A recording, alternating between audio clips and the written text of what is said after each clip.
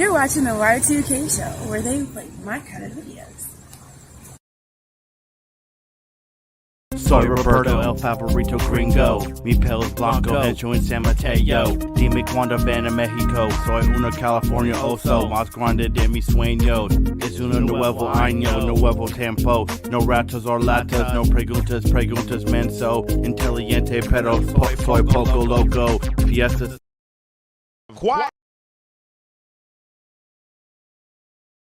Quiet on the set.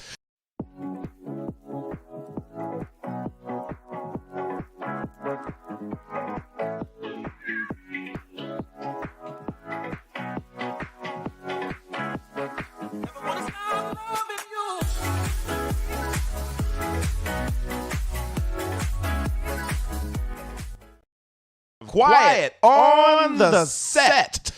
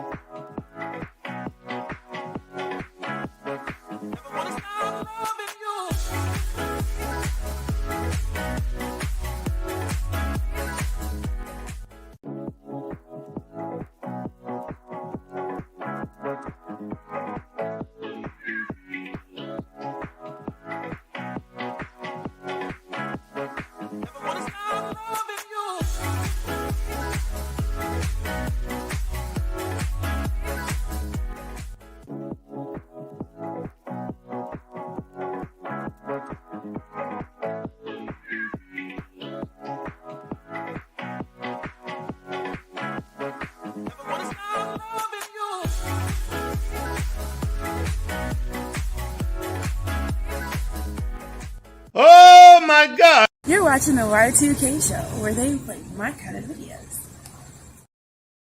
Oh my God! Oh my God! Thank you for watching the Y2K show.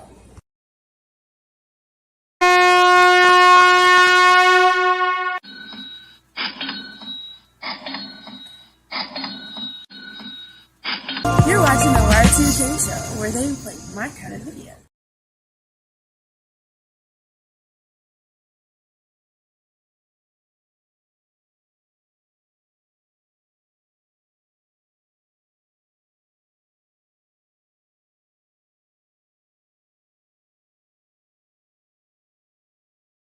Whoever he might be, and just let me come up here and go over a few things with you. First, let me say hello to everybody that's here already. Michael Welch, I see you. Realist, thanks for coming by. Mio Ryder, I love it that you're here again today. Linda, I'm so excited that you're here. Anita Sweet, great to see you again. It's been a long time since I've seen you. So that's everybody. So look, I want to share a few things with y'all before we get started, especially for some of you guys who haven't been with me very long. First of all, in the beginning of each one of the videos that we do, they always have to tell you who is the writer of the information that they're reading to us. And they also come up with anybody else that has any collaborating information that ties into what the original writer is talking about in their story. I know if you look on YouTube a lot, you will find a lot of fake videos talking about how America this and how America that. And part of it could be true, and then part of it could be untrue.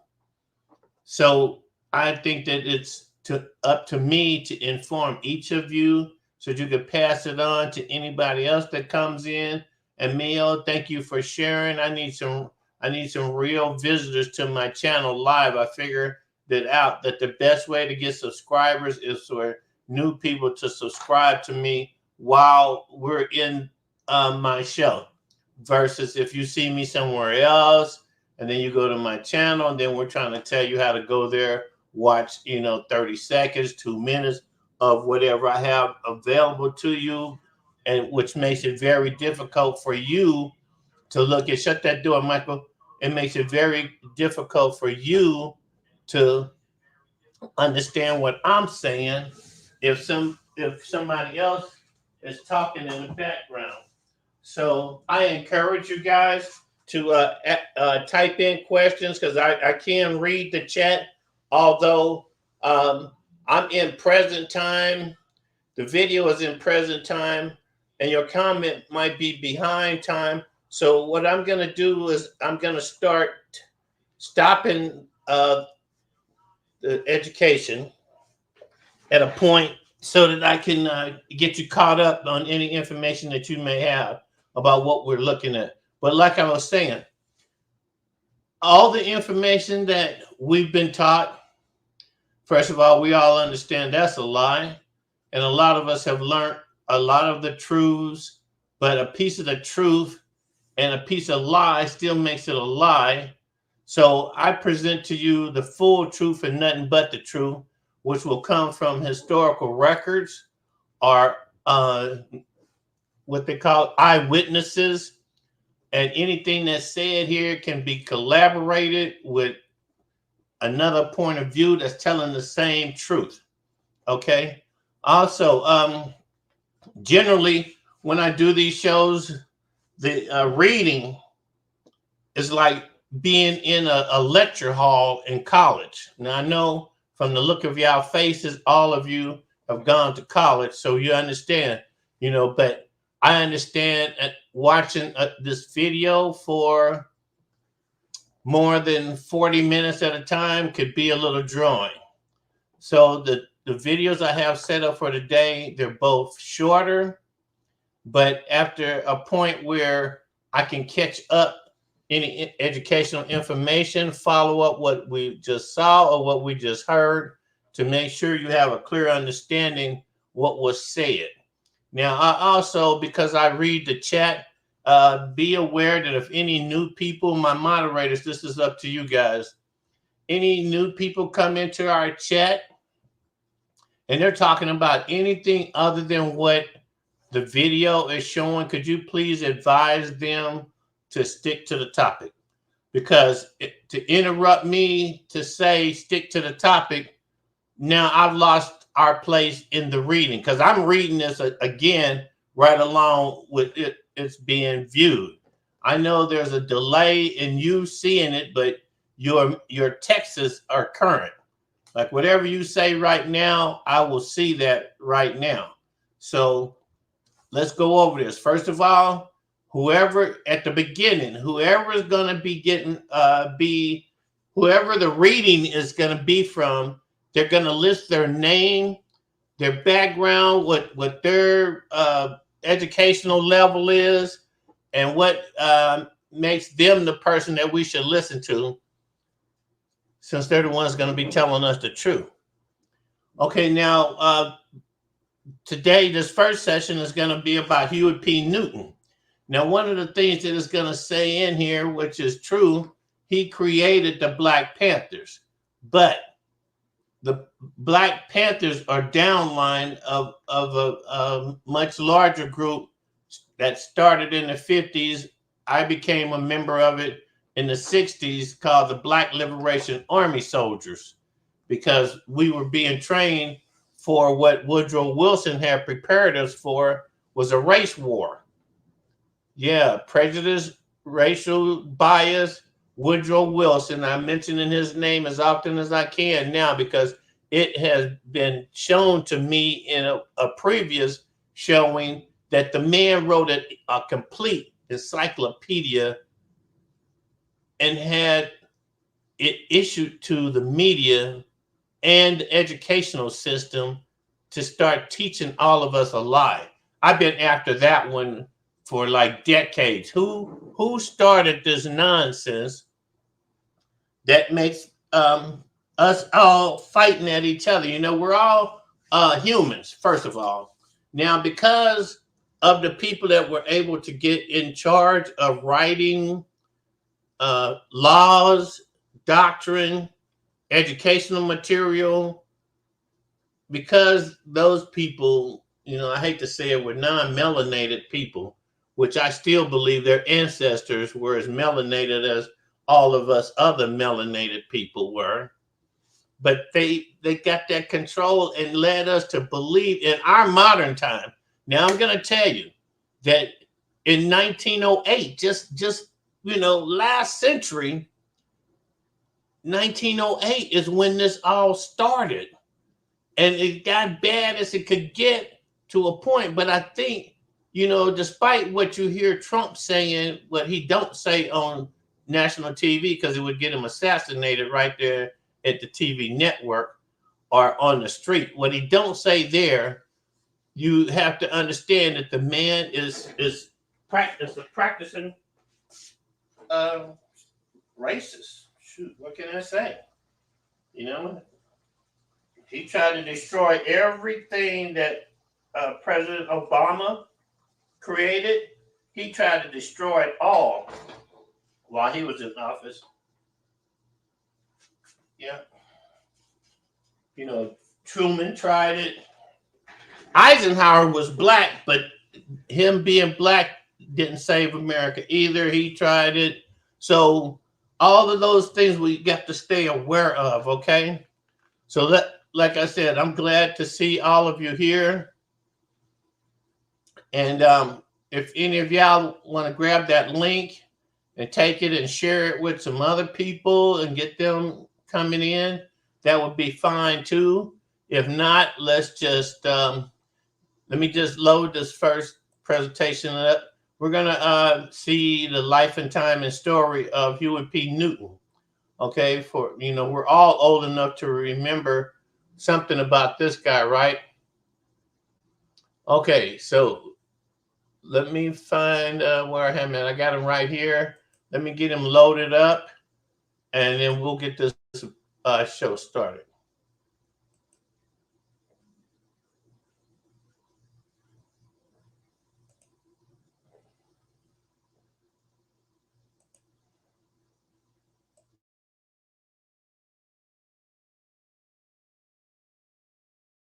Who epitomized the turbulent era of civil rights and revolutionary activism, left an indelible mark on history. Huey Newton, a co-founder of the Black Panther Party, was a charismatic leader whose unwavering commitment to racial equality and social justice stirred the souls of many. From his fierce advocacy for Black empowerment to his profound intellectual pursuits, Newton's life was a roller coaster of triumphs and tragedies. In this documentary, we journey through the extraordinary life of Huey Newton, a visionary, an icon, and a symbol of defiance in the face of oppression.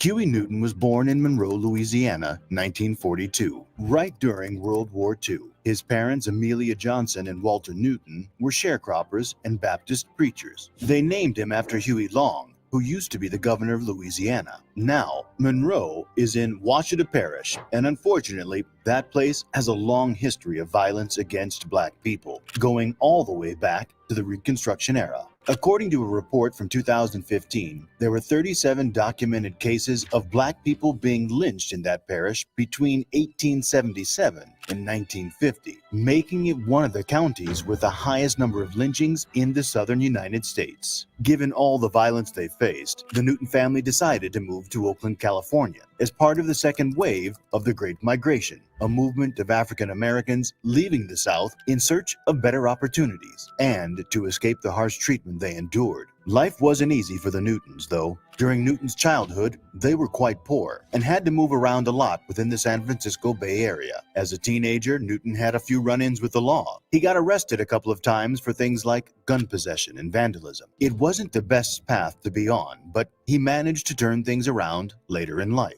Growing up in Oakland, he felt this sense of shame about being Black. But as we go on, you'll see that despite all the challenges and adversities he faced, Newton went on to become an important figure and made a significant impact on the civil rights movement. After high school graduation in 1959 from Oakland Technical High School, he went on to attend Merritt College. There, in 1966, he earned an Associate of Arts degree. During his early adult years, Newton found Plato's Republic to be a highly influential work. In fact, during the trial for the killing of Officer John Frey, he mentioned to the court that he had actually learned to read by studying the Republic. In his autobiography called Revolutionary Suicide, he talks about how he began questioning what was happening not only in his own family, but also in the community around him. While studying at Merritt College in Oakland, Newton became quite involved in Bay Area politics. He joined the Afro-American Association, AAA, and became a prominent member of the Beta Tau chapter of the Phi Beta Sigma fraternity. He even played a role in getting the college to adopt its first African American history course. It was through the AAA that Newton had the opportunity to learn about Black history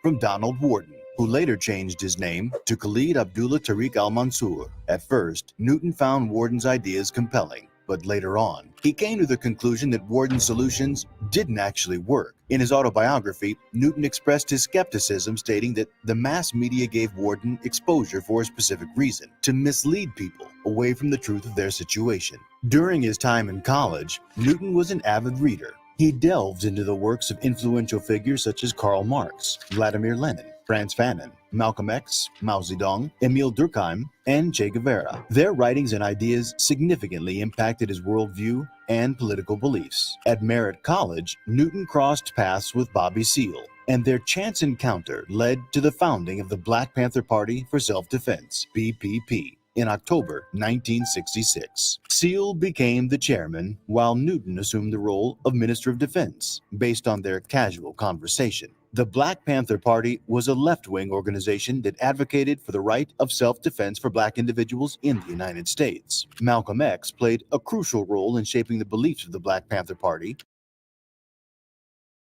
Did you know that you could get $50,000 to over $150,000 of investment capital at 0% interest rates to fund any business or investment that you want? That's right. You could quickly and easily access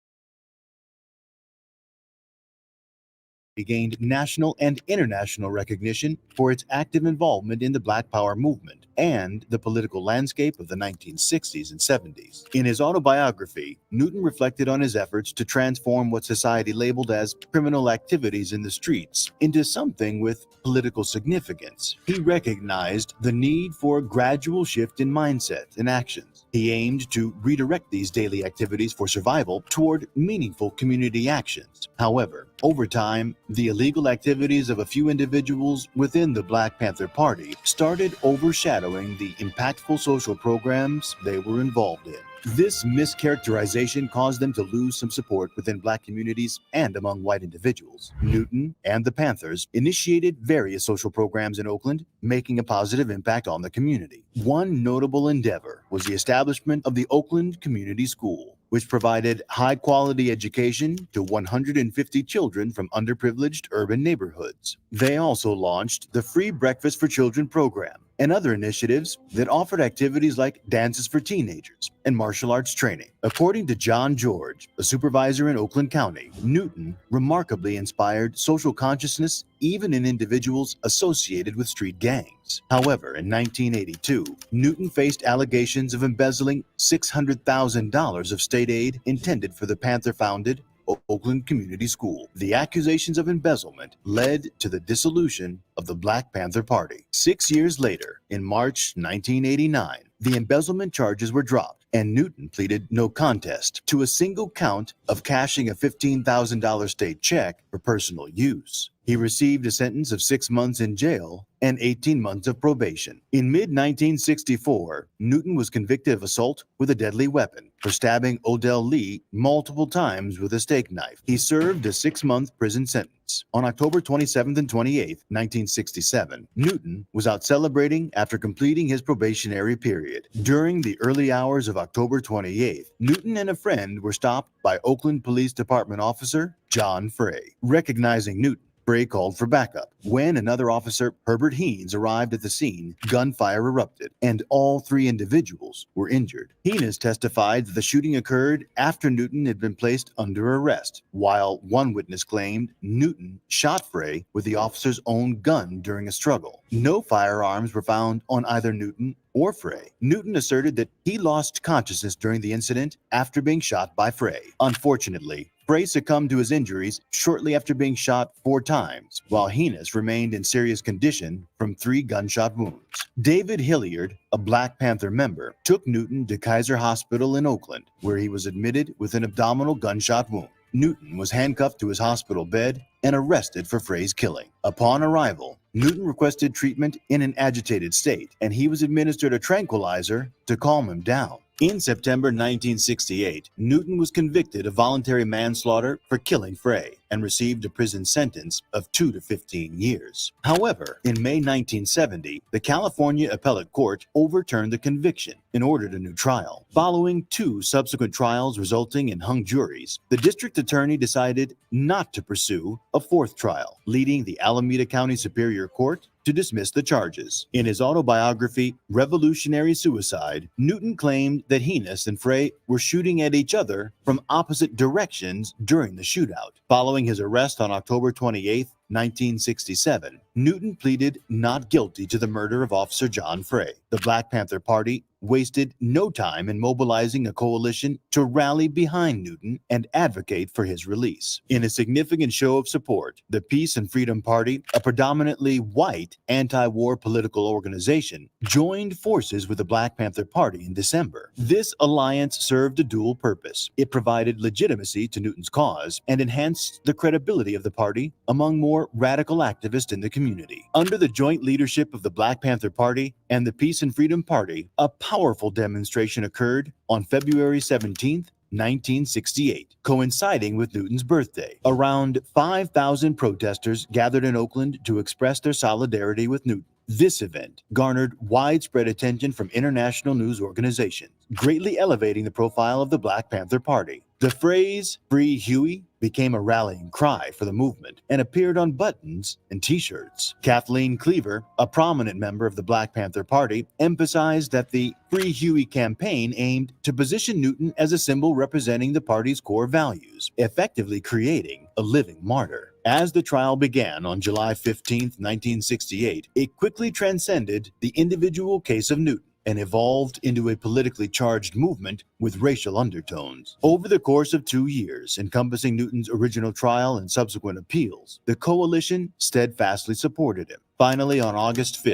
1970, the charges against Newton were overturned, and he was released from custody. The unwavering support from the coalition played a crucial role in achieving this outcome. After being released from prison, Newton got this invitation to visit China. But here's the interesting part. Newton decided to beat him to it and visit China first when he learned President Nixon planned to visit China in 1972. In late September 1971, Newton and his fellow Panthers, Elaine Brown and Robert Bay, embarked on the trip. By the time Newton's plane touched down at a Chinese airport, he was met by thousands of enthusiastic people waving copies of the Little Red Book and holding signs that said things like, "We support the Black Party," "Down with U.S. imperialism," or "We support the American people, but the Nixon imperialist regime must be overthrown." During his stay, the Chinese arranged some pretty important meetings for Newton. He got to have dinner with ambassadors from North Korea and Tanzania, and delegations from North Vietnam and the Provisional Revolutionary Government of South Vietnam.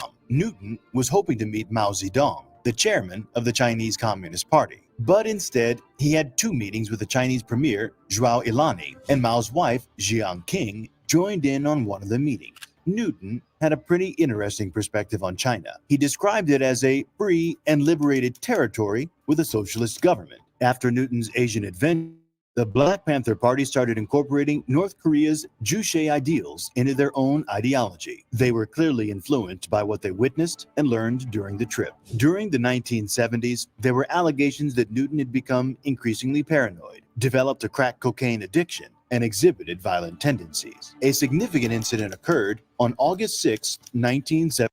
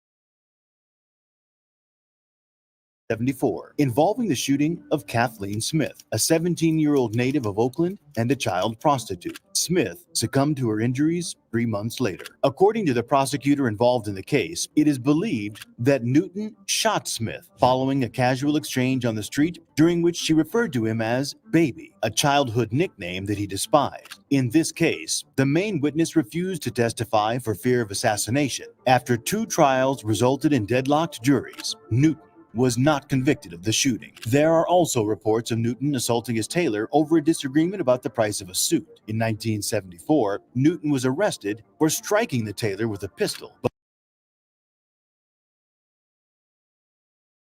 Here's one thing you need to do before buying anything online. Don't spend another dime on Amazon until you watch this first. Watch this. I can show you how to get the sweetest deal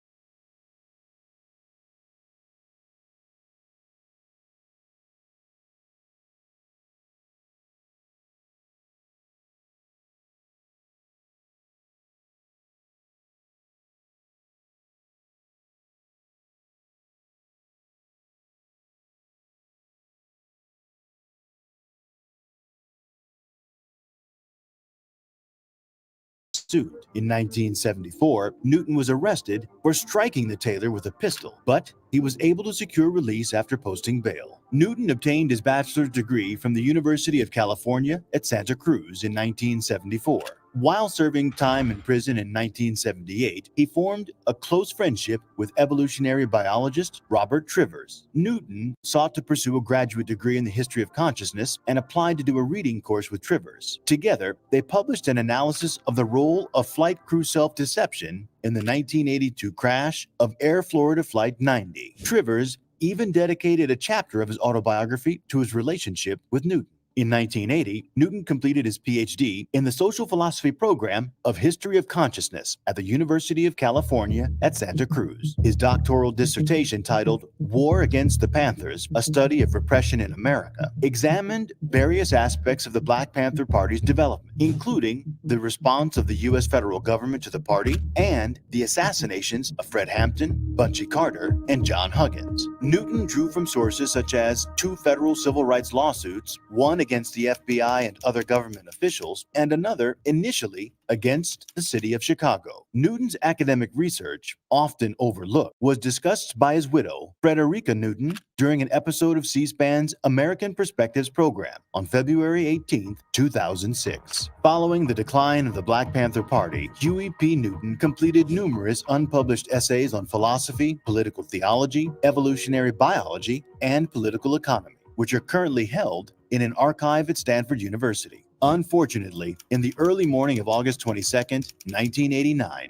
Huey Newton was fatally shot in front of 1456 9th Street in the Lower Bottoms area of Oakland, California. Shortly after the incident, Tyrone Robinson, who was on parole, was arrested as a suspect. Robinson confessed to the murder, claiming self-defense, although no evidence indicated that Newton was armed. In 1991, Robinson was convicted of first-degree murder and sentenced to prison for 32 years to life. He revealed that his motive was to advance within the Black Guerrilla family, a Marxist-Leninist narcotics prison gang, in order to gain control of a crack cocaine operation. Newton's funeral took place at Allen Temple Baptist Church, where he had been attending following his conversion. The service accommodated around 1,300 mourners inside the church, with an additional 500 to 600 people listening from outside. The funeral celebrated Newton's contributions to civil rights and his work on behalf of Black children and families through the Black Panther Party. Newton's body was cremated and his ashes were interred at Evergreen Cemetery in Oakland. To honor the legacy of the Black Panther Party and commemorate Huey Newton, the city of Oakland erected a bust of Newton near the location where he was murdered on February 17, 2021. Additionally, a commemorative plaque was placed on this section of 9th Street, renaming it Dr. Huey P. Newton Way in his honor. If you enjoyed this documentary, please like and subscribe to the channel. We are covering all of the legends in our culture. Speaking of that, the video on the screen shares the life of Malcolm X, one of the best leaders of all time. Click on it now to watch. I'll see you over there. Is food really medicine? If you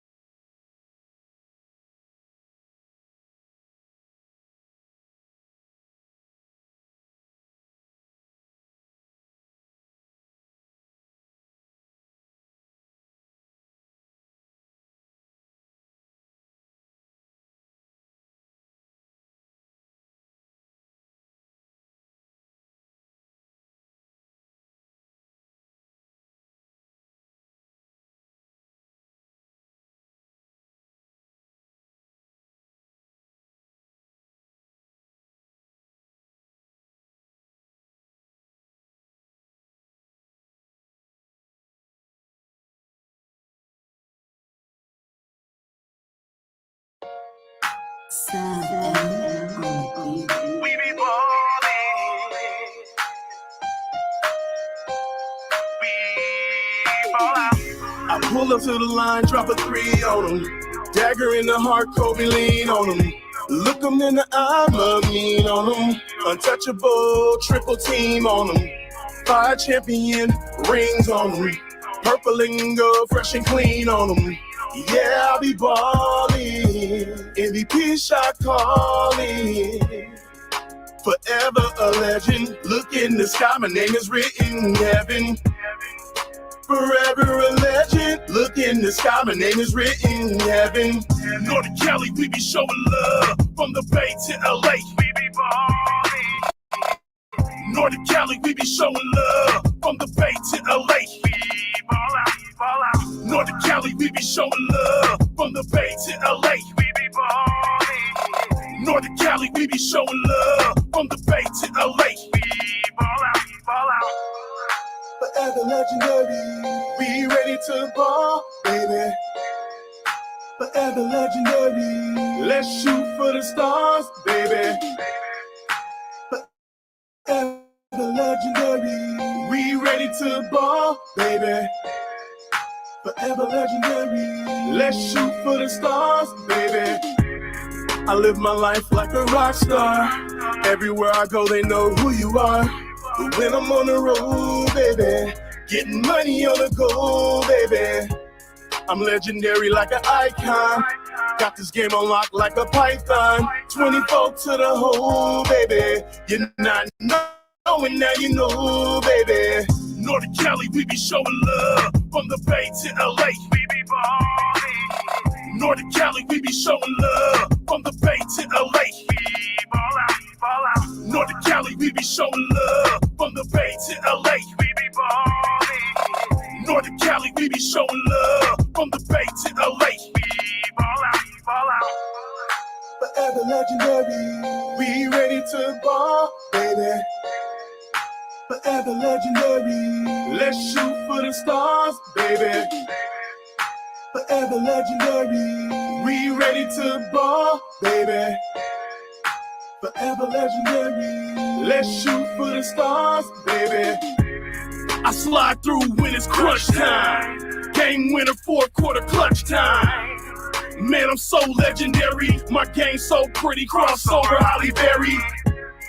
Come see me in the battlefield. Mama mentality, shoot to kill. I shine like my chain. Throw my jersey on, keep it lit, Laker game. Forever legendary, we ready to ball, baby. Forever legendary, let's shoot for the stars, baby. Forever legendary, we ready to ball, baby. Forever legendary, let's shoot for the stars, baby.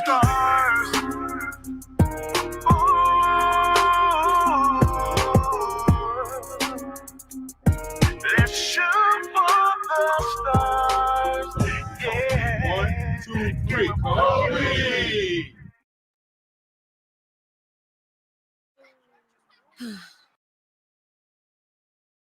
Want to know why no one outbeats the Hut? 75-cent boneless wings. While prices go up, ours.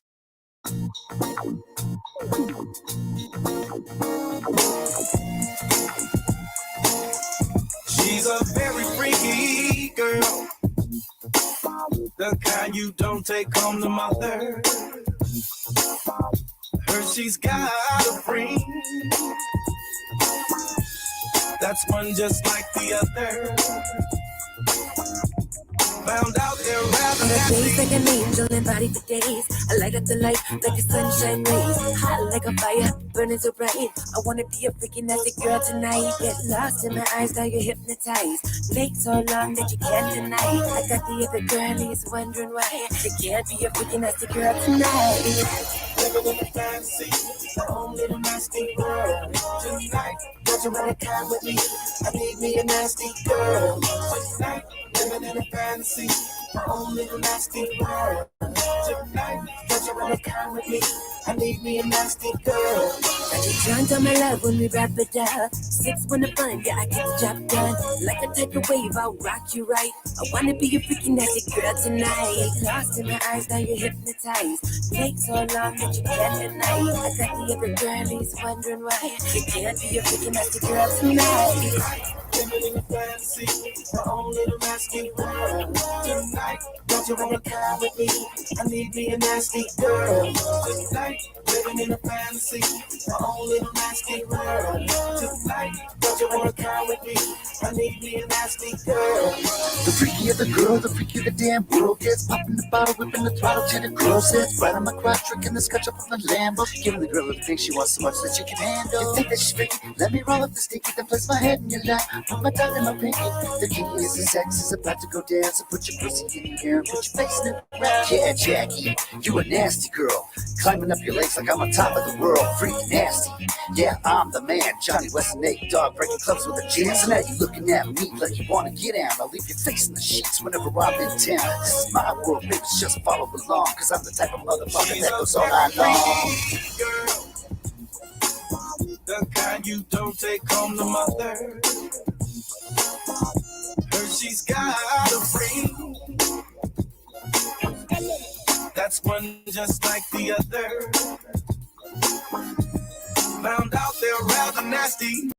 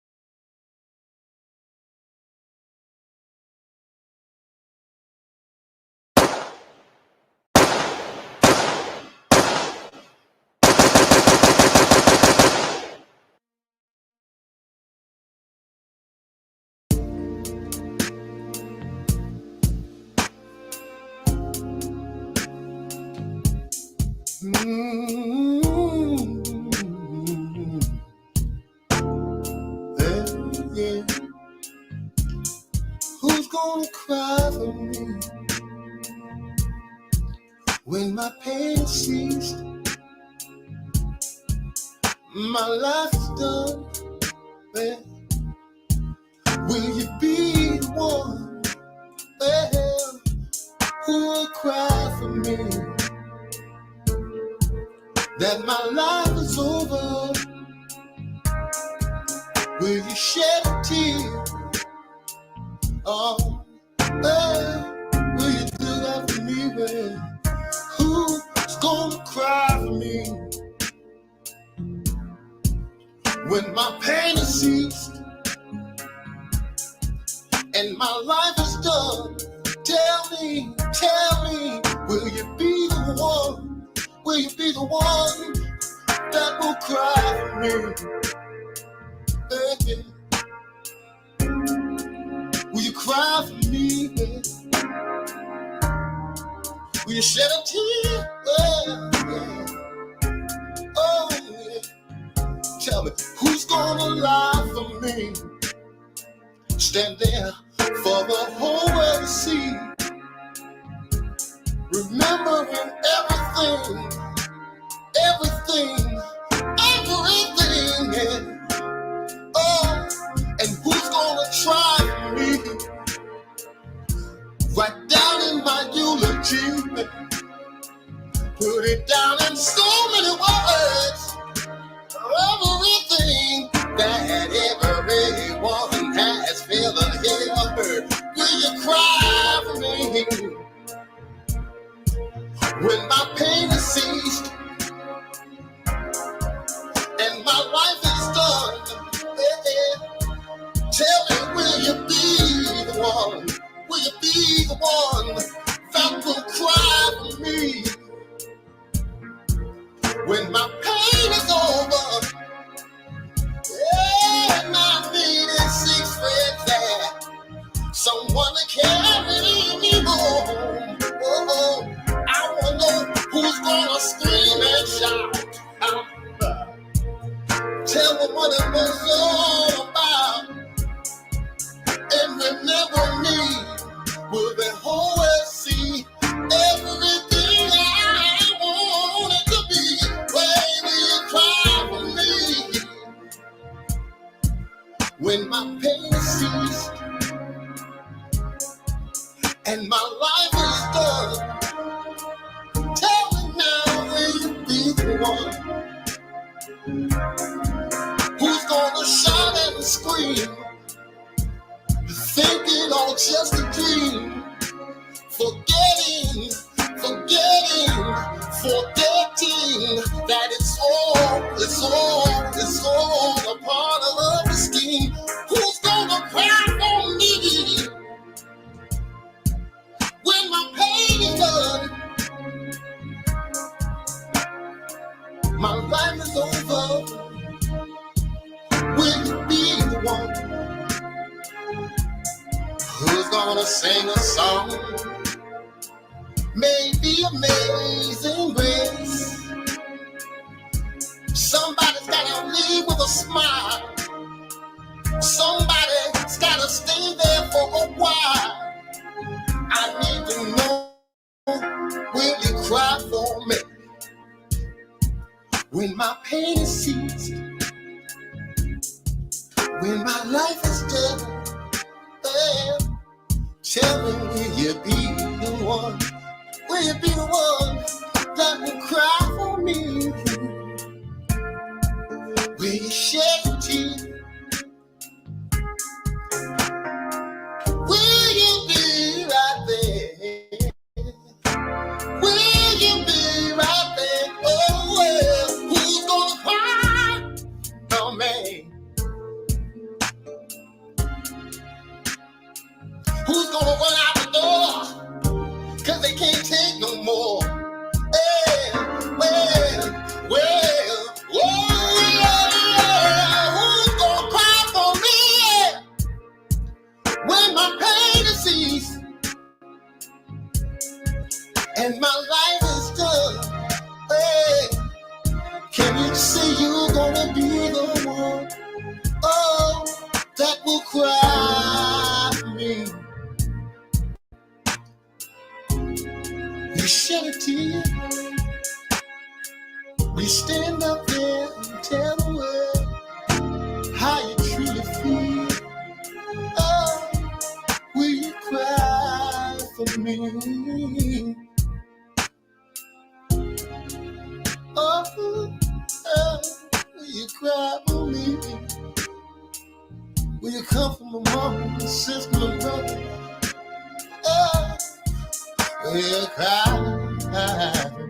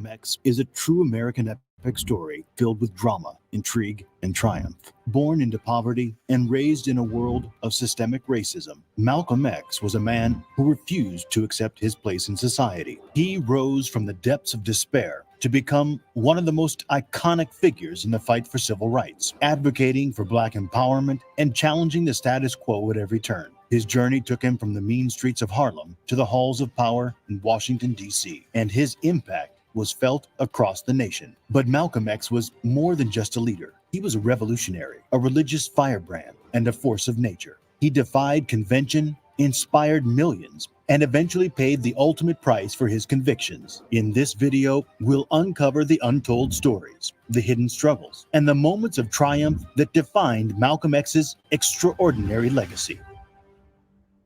On May 19, 1925, Malcolm X was born into a world that was hostile to his very existence. His parents, Louise Helen Little and Earl Little, were staunch advocates of Black pride and self-reliance, inspired by the teachings of Pan-African activist Marcus Garvey. However, their commitment to racial equality made them targets of the Ku Klux Klan and other white supremacist groups. In 1926, the family was forced to flee to Milwaukee and then to Lansing, Michigan, where they continued to be harassed by the notorious Black Legion. Tragically, Malcolm X's father lost 4 brothers to white violence, a fact that would shape the young man's worldview for the rest of his life. When Malcolm X was 6, his father died in what officials said was a streetcar accident. But Malcolm's mother, Louise, believed that the Black Legion murdered her husband. As a child, Malcolm was disturbed by rumors that white racists were responsible for his father's death. After his father's death, his mother, Louise, received a life insurance benefit, but the issuer refused to pay, claiming that her husband committed suicide.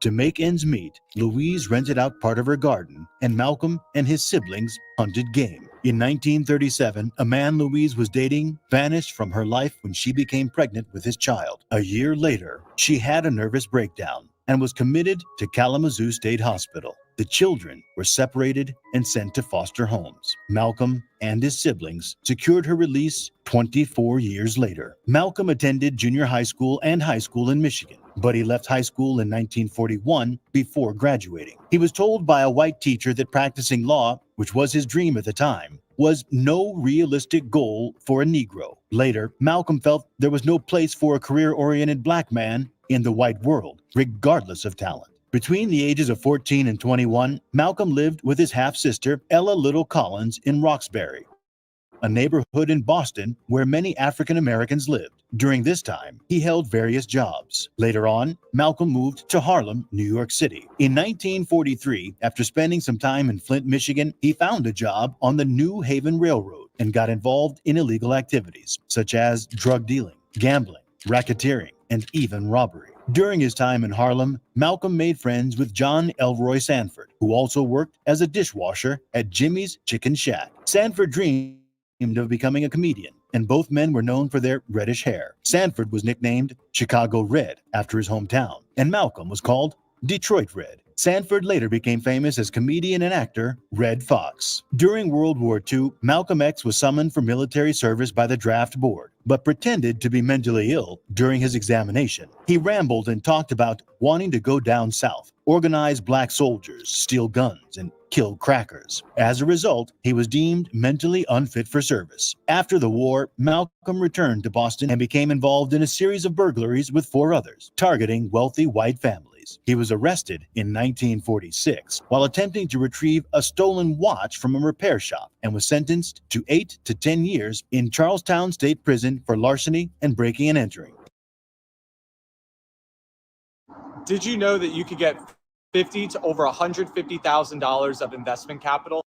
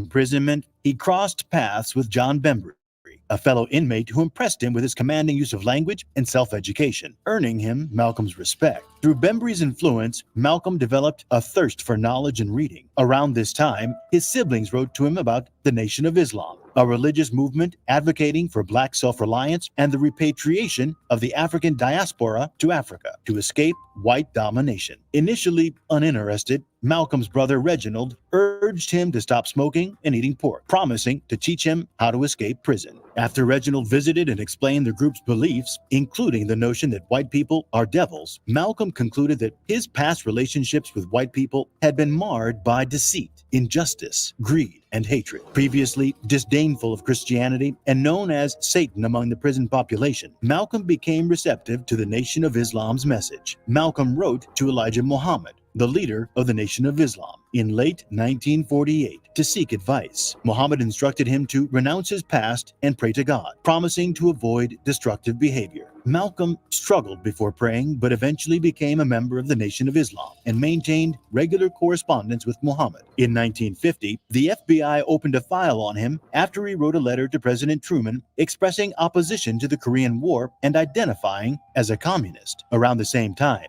he changed his name to Malcolm X on Muhammad's orders, which involved leaving behind his family name and adopting X until the Muslim's original name was revealed. Malcolm X believed that the X symbolized the African family name he could never know. So after being released from prison in August 1952, Malcolm X made his way to Chicago to meet with Elijah Muhammad, the leader of the Nation of Islam. From there, he was named assistant minister at the Nation's Temple No. 1 in Detroit in June 1953. Later that year, he established the Nation's Temple No. 11 in Boston and expanded Temple No. 12 in Philadelphia in March. 2 months later, he was chosen to lead Temple No. 7 in Harlem, where he quickly increased its membership. The FBI started keeping an eye on Malcolm X in 1953, but shifted their focus from his possible communist ties to his rapid rise in the Nation of Islam. Despite their surveillance, Malcolm X continued to successfully recruit members for the Nation of Islam in 1955.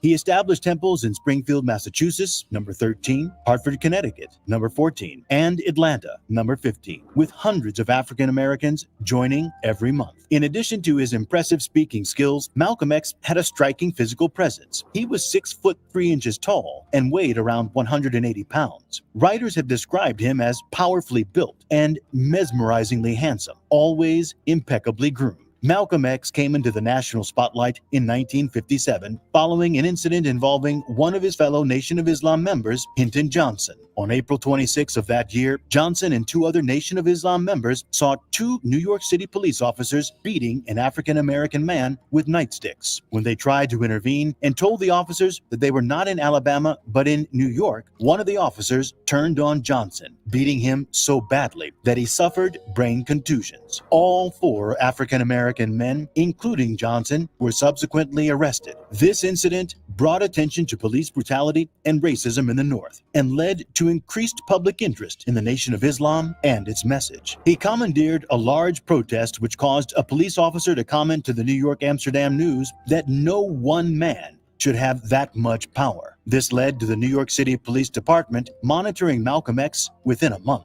The police department also contacted authorities in other cities where he had lived or served time in prison. Despite the surveillance, a grand jury did not indict the officers who beat Johnson. Malcolm X sent an angry telegram to the police commissioner in October, and the police department responded by assigning undercover officers to infiltrate the Nation of Islam. During the late 1950s, Malcolm X began to use a new name, Malcolm Shabazz or Malik el-Shabazz. However, he continued to be known as Malcolm X. His views on various issues and events were frequently reported in the media, both in print and on television. He was even featured in a 1959 New York City television broadcast about the Nation of Islam called The Hate That Hate Produced. In September 1960, Malcolm X attended the United Nations General Assembly in New York City, where he was invited to the official functions of several African nations. He had the opportunity to meet with important figures such as Gamal Abdel Nasser of Egypt, Ahmed Sékou Touré of Guinea, and Kenneth Kwanda of the Zambian African National Congress. During the assembly, Fidel Castro also made an appearance, and Malcolm X was part of the Harlem community leaders who welcomed him publicly. Castro was impressed with Malcolm X, and they even had a private meeting that lasted for 2 hours. By the end of their conversation, Castro invited Malcolm X to visit Cuba. Between 1965 and 1975, the Nation of Islam experienced a resurgence, and Malcolm X became its most prominent leader. He held the position of minister at Temple No. 7 in Harlem and was also responsible for organizing several other temples around the country.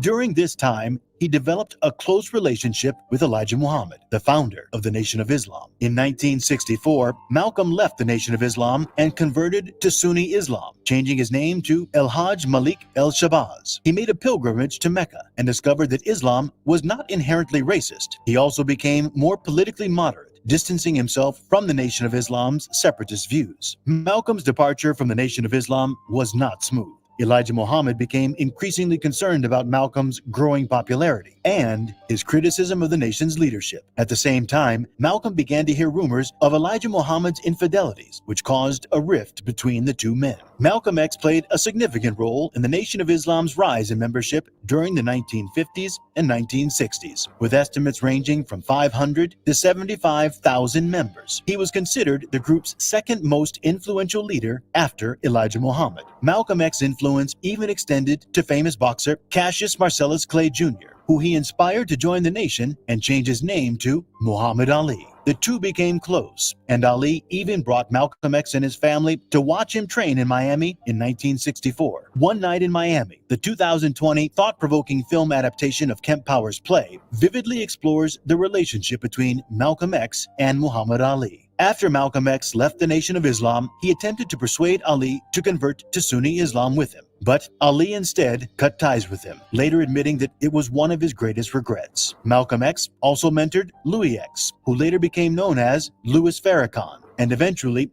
rose to lead the Nation of Islam. Additionally, he served as a mentor and confidant to Elijah Muhammad's son, Wallace D. Muhammad, who expressed doubts about his father's teachings. Wallace was excommunicated from the Nation of Islam multiple times, but was eventually readmitted. Ultimately, Malcolm was silenced by the Nation of Islam and ultimately suspended from the organization. Despite this setback, Malcolm X's popularity with the media had grown significantly, and some members of the Nation of Islam felt that he posed a threat to Elijah Muhammad's authority. The interest of publishers in Malcolm X's autobiography was evidence of his appeal to the public. In 1963, Louis Lomax wrote a book about the nation titled When the Word is Given.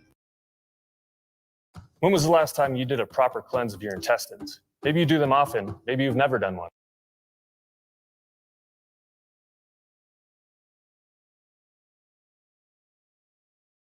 He featured a photograph of Malcolm X on the cover. Lomax also included 5 speeches by Malcolm X, while only featuring 1 by Elijah Muhammad, a fact that angered and made Muhammad envious. In a public announcement on March 8, 1964, Malcolm X declared his departure from the Nation of Islam. Despite remaining a Muslim, he believed that the organization's inflexible teachings had reached their limits. He shared his plans to establish a black nationalist group with the goal of raising the political awareness of African Americans. Malcolm X also expressed his eagerness to collaborate with other civil rights leaders, a move that Elijah Muhammad had previously prevented him from making. Malcolm X founded 2 organizations after leaving the Nation of Islam: the Muslim Mosque Inc., MMI, which focused on religion, and the Organization of Afro-American Unity, OAAU, a secular group that promoted Pan-Africanism. In March 1964, he had a brief encounter with Martin Luther King Jr. in Washington, D.C. during the Senate's discussion of the Civil Rights Bill, which was documented in photographs. Malcolm X delivered a speech in April called The Ballot or the Bullet, urging African Americans to exercise their right to vote wisely, but warning that violence might be necessary if the government continued to obstruct their full equality. Following his departure from the Nation of Islam, Malcolm X was introduced to the Sunni faith by several Sunni Muslims, and he soon converted. So in 1964, things got really intense for Malcolm X as he continued to have conflicts with the Nation of Islam. He received repeated threats throughout the year. In February, someone from Temple No. 7 actually bombed his car. And in March, Elijah Muhammad was recorded saying that hypocrites like Malcolm should have their heads cut off. Then in April, Muhammad Speaks published a cartoon showing Malcolm X's severed head bouncing around.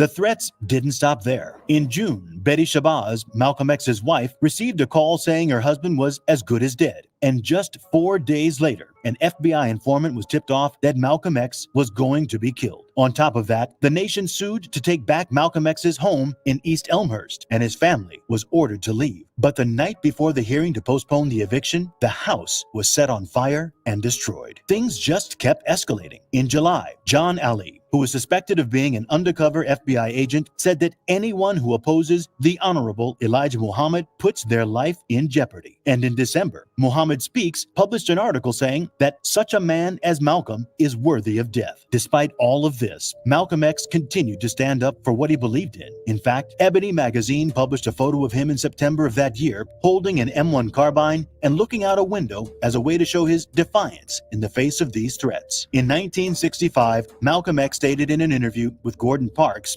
that he believed the Nation of Islam was attempting to assassinate him. Just 2 days later, while preparing to speak at the Organization of Afro-American Unity in New York, chaos erupted in the audience. As Malcolm X and his bodyguards attempted to calm the situation, a man rushed forward and shot him once in the chest with a sawed-off shotgun. 2 other men charged the station and fired semi-automatic handguns. Malcolm was rushed to Columbia Presbyterian Hospital, but died at 3:30 p.m. the same day. The autopsy revealed that he had suffered 21 gunshot wounds, including 10 from the initial shotgun blast. One of the gunmen, Talmadge Hayer, also known as Thomas Hagen, was beaten by the crowd before police arrived. The other 2 gunmen were identified as Nation of Islam members Norman 3X Butler and Thomas 15X Johnson. All 3 men were convicted of murder in March 1966 and sentenced to life in prison. Between February 23rd to the 26th, Unity Funeral Home in Harlem hosted a public viewing for Malcolm X, which drew a staggering 14,000 to 30,000 mourners. On February 27th, the day of his funeral, loudspeakers were set up outside Harlem's Faith Temple of the Church of God in Christ to accommodate the overflow crowd, while a local TV station aired the service live. Civil rights leaders like John Lewis, Bayard Rustin, James Foreman, James Farmer,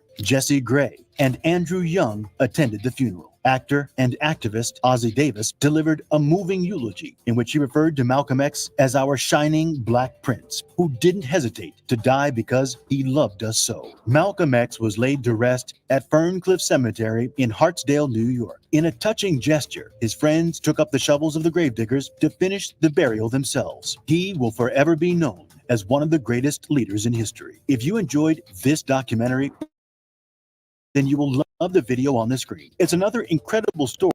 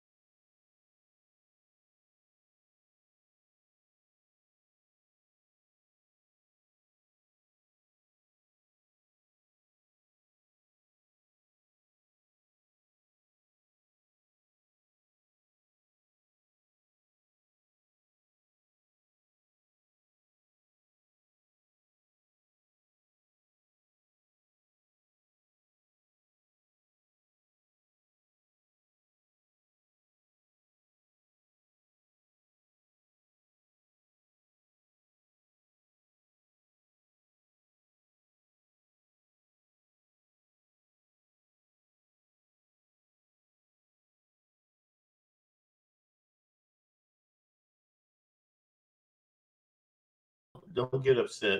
There I am.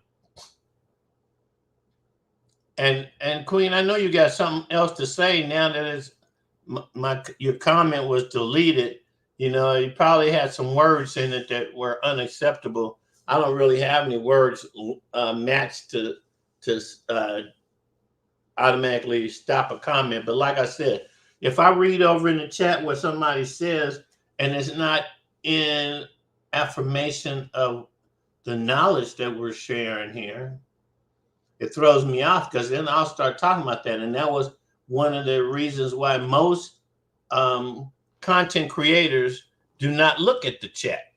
They don't read in the chat. Some do though, like my friend Mary and Together, you know, they read their whole chat as their show. You know, they take what you say and they mention your comments. But I'm glad to see that you guys were having such a nice conversation. Somebody give me one more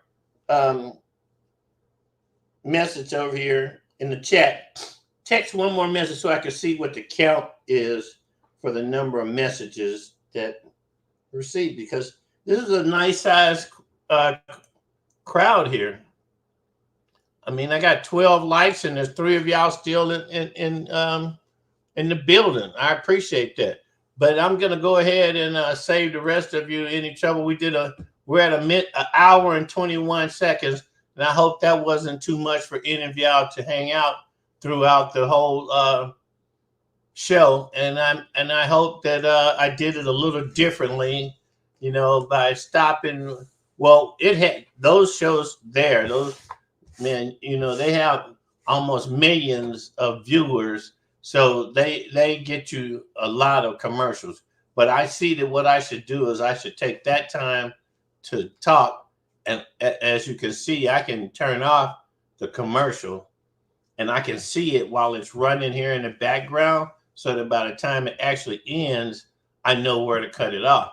Or after about 5 seconds of the commercial, it says you can skip it if you like, but my mouth be running, y'all, and I just be wanting to keep on talking. So if Michael, if you're still in here, I want to tell you that it's dinner time, man, and you know, to get on in here and get you some of this great tasting hamburger helper that I just cooked up.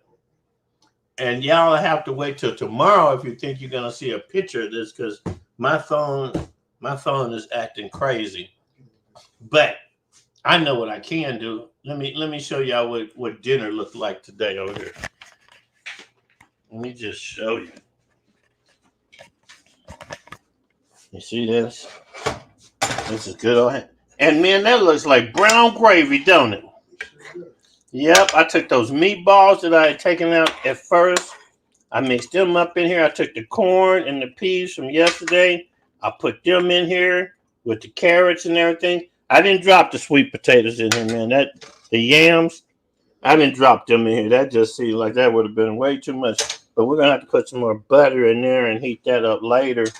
After we have, you know, a little convert, you know, over here on the sideline. But yeah, that's it right there. Look, I even dropped the meatballs in there. This way you can't say I didn't show you what I was having for dinner today. Okay? So y'all, like I said, I just want to thank everybody for coming today.